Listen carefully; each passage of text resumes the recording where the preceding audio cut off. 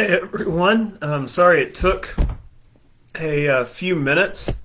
Sorry it took a few minutes to get things up and going tonight, but I was having some issues with the setup on the live stream. I thought I had done everything that I needed to earlier. It's the reason I started doing the live video setup beforehand, because I was tired of messing with trying to get it to work right away. And then tonight it just did not want to work. Technology is wonderful until it isn't. Seems to be just the way that things go. Tonight we are picking up where we left off in the book of Colossians, and where we left off last time actually lands us in a really good spot for Wednesday night. So I have a few different things that I'm going to try and do with tonight's text, with tonight's lesson. We are going to start in Colossians 2:20, which I think is where we left off last week, and if not, we'll cover it again because it gives us some good information as far as the background goes for the meat of the text that we are looking at for this evening.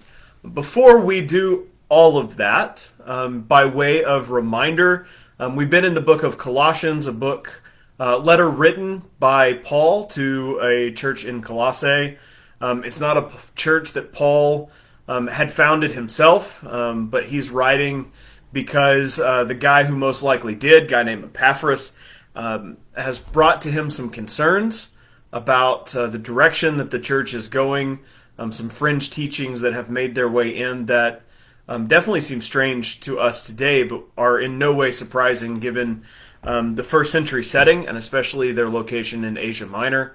And so Paul is trying to take, a very diverse group of people who have a wide range of ideas of what it means to properly follow Jesus, and reminding them of what is core, what is most important, and what isn't, and trying to help them sort all of that. So that's kind of the background to the text.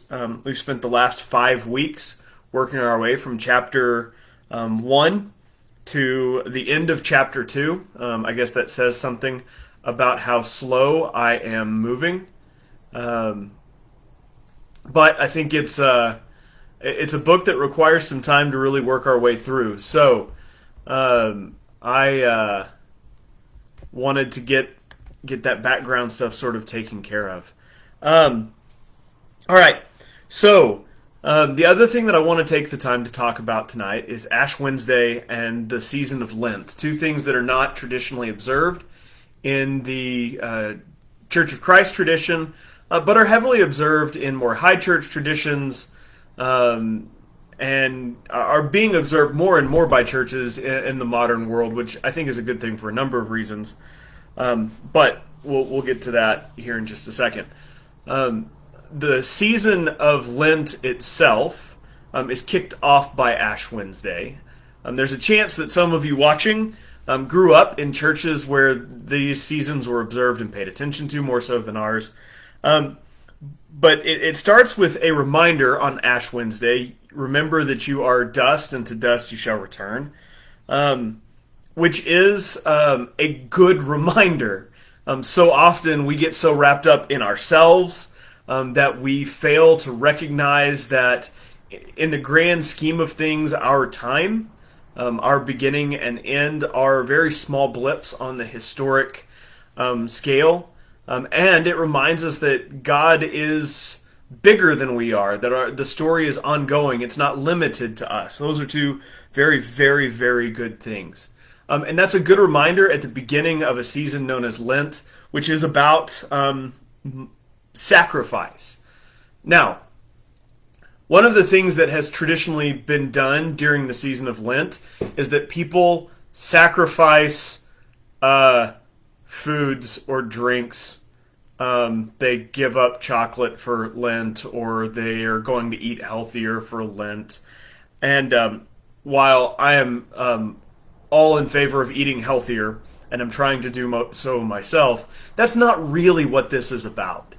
Lent is about modeling, being reminded of and modeling the sacrifice of Jesus. And so as we spend the next 46 days, 45 days, moving forward towards the crucifixion at Easter, towards the cross. One of the things that we're going to be doing as a church on Sunday mornings, and a lot of churches are going to be doing, is following Jesus' march from ministry in the countryside to a cross in the middle of Jerusalem. And what takes place on that journey is this reminder that what Jesus is doing is about sacrifice, about laying down your life, about giving for others. And the purpose of Lent is to encourage us to do that through sacrifice, be more Christ-like. Now, the reason I think tonight's text is a perfect one for Lent is what I'll get to here in a few minutes. But I want us to think about what's truly worth giving up, and that's kind of where I want to land as we work our way through this evening. So, chapter 2, verse 20 of Colossians gives us this. If you died with Christ in the way the world thinks and acts, why do you submit to rules and regulations as though you were living in the world? Don't handle, don't taste, don't touch. All these things cease to exist when they are used. Such rules are human commandments and teachings. They look like they are wise with their self-made religion and their self-denial with harsh treatment of the body, but they are of no help against indulging, selfish, immoral behavior. Therefore, because of all of that, if you are raised with Christ, look for things that are above, where Christ is sitting at God's right hand. Think about the things above and not the things on earth. You died, and your life is hidden with Christ in God. When Christ, who is your life, is revealed, then you will be revealed with him in glory. So put to death the parts of your life that belong to the earth, such as sexual immorality, moral corruption, lust, evil desires, and greed, which is idolatry. The wrath of God is coming upon disobedient people because of these things. You used to live in that way when you were alive to these things, but now set aside these things, such as anger, rage, malice, slander, obscene language. Don't lie to each other. Take off the old human nature with its practices, and put on the new nature, which is renewed in knowledge by conforming to the image of the one who created it. In this image, there is neither Greek nor Jew, circumcised nor uncircumcised, barbarian, Scythian, slave nor free, but Christ is all things, and in all people. So, one of the things that I started doing a number of years ago with my youth group kids back in Oklahoma was encouraging them to practice Lent, but talking about things worth giving up. What Paul writes in this letter are about things worth giving up. And the way that Paul describes them are as things of the old self. You used to be this way. These are the things that you pursued before. These are the things you used to live for. But you have died with Christ. Your life is hidden with Christ. You are in Christ. All of the different ways that Paul tries to remind them that the most important thing, indeed the only defining thing about who they are, is who Jesus is and how Jesus lived. And that should be the thing that guides and defines their actions, their way of living and being in the world. Now, I think often what happens is that we bow out of that expectation or the encouragement to live that way because there's this recognition that we can't be perfect, therefore we shouldn't try. I don't know that that's a conscious choice. I don't know that we say it out loud in that exact way, but that seems to be our reaction to it. And forgiveness becomes this thing that we just ask for later. The other thing, which brings us back to the sermon that we had this last Sunday at church. If you're a Northside person, you caught that. If not, you can go back and listen to me talk for 20 minutes. It won't kill you. Is about the whole log plank thing, and how we are quick to notice others' failures and not so quick to notice our own. Jesus' question to his hearers in that particular moment was, why do you not see the plank in your own eye while seeing the speck in your neighbors? Which is a really good question. What happens, I think, when I look at lists like this, and maybe this is just me, is I break it down into things we often call out versus the things that we often don't.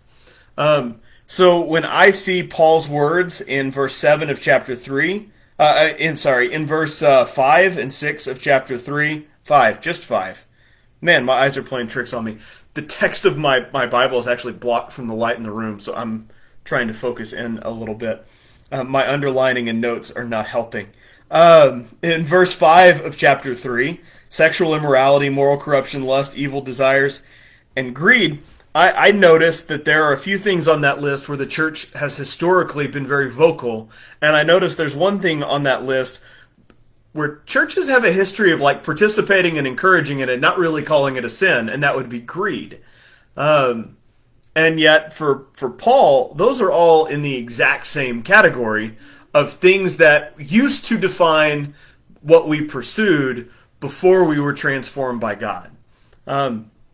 So maybe that's a helpful side note. I think it's worth paying attention to the things that the New Testament warns us of that we, downgrade, pay less attention to than we do others. And then the second kind of list that he gives in verse 8. Now set aside these things such as anger, rage, malice, slander, obscene language. All right, that's where I want to settle for a minute. I started a few minutes ago by saying that there's a practice that I used to do with my youth group kids, kicking off the season of Lent, that kind of hung out in this verse. I encourage people to practice the act of sacrifice, and if it takes a special season on the calendar to encourage people to do it, then so be it. But when I encourage you to think about what you should give up for Lent, these are the things that I want to encourage you to think about. Because right now, anger, rage, malice, slander, and general obscenity, those are cultural touchstones for us. We are an angry culture right now, and that's true in and out of the church. There's a rage that serves as an undercurrent to life right now. We are encouraged to participate in the level of malice and slander against people with whom we have disagreements, and we usually pass those actions off as righteous and do not recognize the rotten sinfulness that is in their core. The warning that Paul gives here recognizes that these are the things that will destroy their community. Because it's a community in need of joining, of healing and unifying, that causes Paul to write this in the first place. So he's not just worried about relationships between church people and non-church people. In fact, the whole reason he writes this letter is because he's very concerned about the church community there in Colossae. So if there's anything that we desperately need to give up for Lent, it's probably on that list. So I want you to take a minute, at the end of this video tonight, and in the next few days, and think about the ways in which anger and rage, malice, slander, obscenity, and obscenity beyond just like the what we would call the classic dirty words, but just the general vulgarity we direct at other people with words and actions and attitudes. And I want you to think about the ways that those get incorporated in your life and mine, in our life as a church, and in our culture at large. So we, like many of you, have been paying fairly close attention to the news, trying to keep an eye on what's going on over in Ukraine. But in the course of doing so, we caught some other news about a couple of road rage incidents that ended in shootings, and caught the statistic that road rage specific shootings take place on average more than 40 times a month. Never mind other forms of rage-induced shootings or violence, or other forms of road rage-induced violence that aren't shootings. And any number that's greater than 0 is too many. But the other thing that they mentioned was that those numbers were on a slight climb before the pandemic, and have skyrocketed in the last year.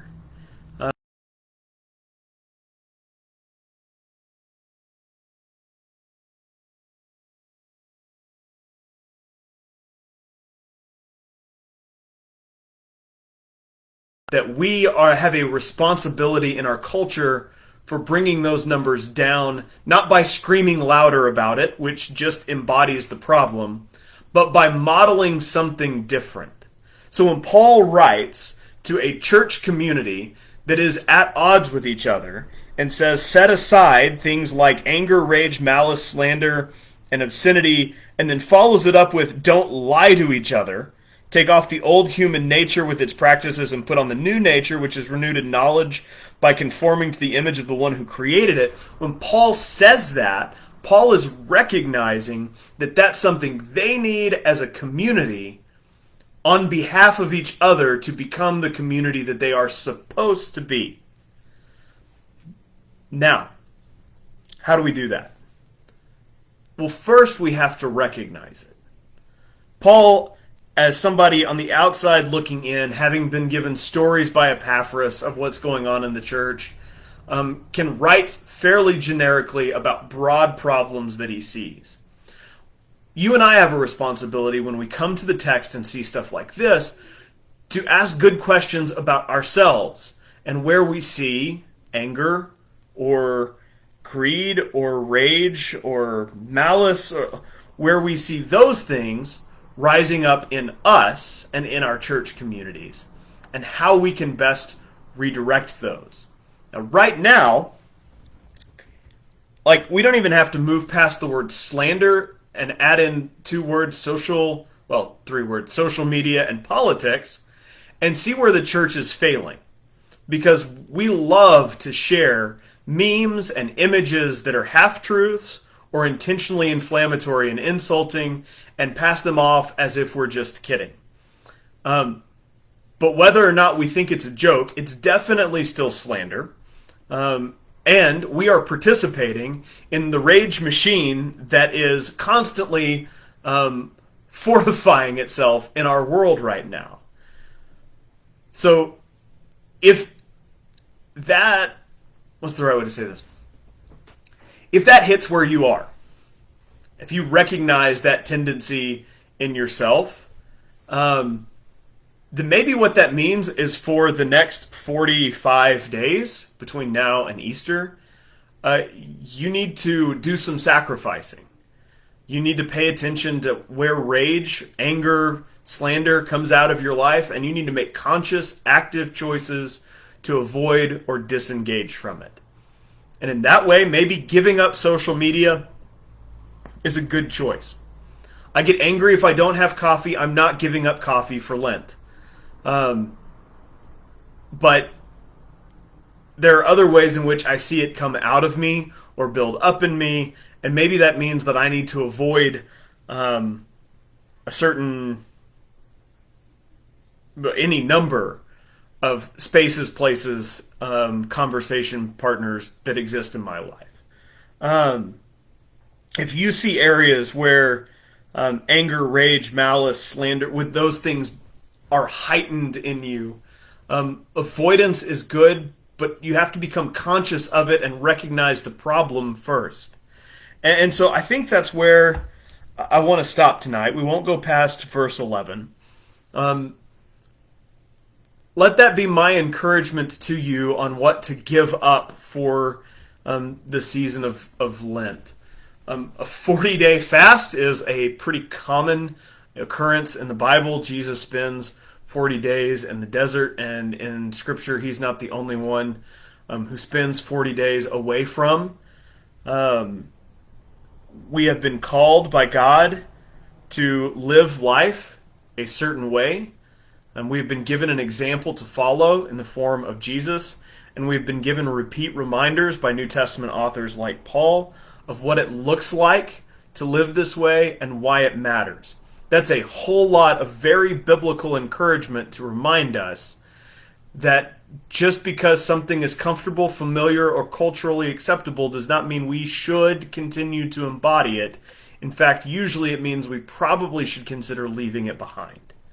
And these are all very clear directives from Paul reflecting on the life of Jesus, where he says, these are things that we see in Jesus that we must also do. So Jesus did not carry with him anger, rage, malice, slander, and, obscene language is not a great translation, but vulgarity in his way of living is probably closer to what it's going for. And we can't act like it's all right for us to do it if Jesus didn't.